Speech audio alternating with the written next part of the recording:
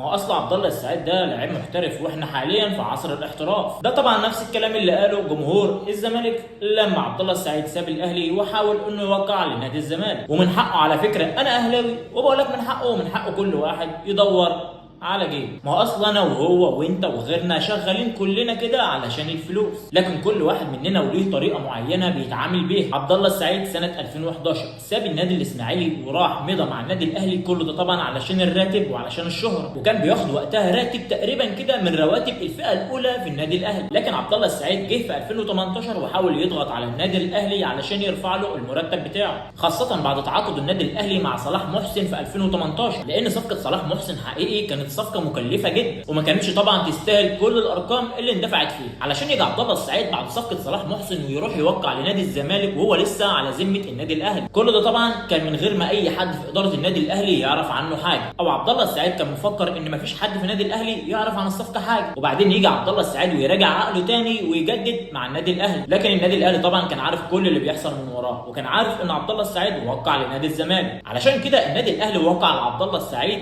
وعرضوا على طول للبيع او الاعاره، كل ده طبعا بسبب اللي عمله مع نادي الزمالك من غير ما يرجع لاداره النادي الاهلي. وفي نفس السنه على طول قرر النادي الاهلي انه يبيع عبد الله السعيد البيعه اللي هو بيتمناها النادي الاهلي، مش عبد الله السعيد. لكن في نفس الوقت عبد الله السعيد كان بياخد مرتب كبير جدا مع اهلي جده السعودي، وبعدها بسنه مضى لنادي بيراميدز بمرتب كبير جدا، وكان وقتها عبد الله السعيد هو اعلى مرتب في الفريق. وبعدين في 2024 وقع لنادي الزمالك، كل ده طبعا كان عند في النادي الاهلي، لكن في نفس الوقت كان المرتب بتاعه كويس جدا. لكن في الوقت الحالي عبد الله السعيد بيطالب بفسخ التعاقد مع نادي الزمالك، كل ده طبعا بسبب المستحقات بتاعته المتاخره. المشكله الاكبر انه بيطلب بفسخ التعاقد مع نادي الزمالك في الوقت اللي الزمالك بيمر فيه باسوا ايامه. والمشكله الاكبر انه كان بيفكر ان هو لو راح بيراميدز او نادي الزمالك هو كده بيعاند النادي الاهلي، لكن في نفس الوقت الاهلي ما بيتعاندش ولا بيخسر، بالعكس هو اللي كسب من عبد الله السعيد. طبعا الاهلي هو اللي استفاد في انتقال عبد الله السعيد لاهلي جده السعودي. انا طبعا في صف عبد الله السعيد، ومن حق كل واحد يدور على نفسه كويس، لكن لما تيجي تدور على نفسك اختار الطريقه الصح اللي انت تدور بيها على نفسك.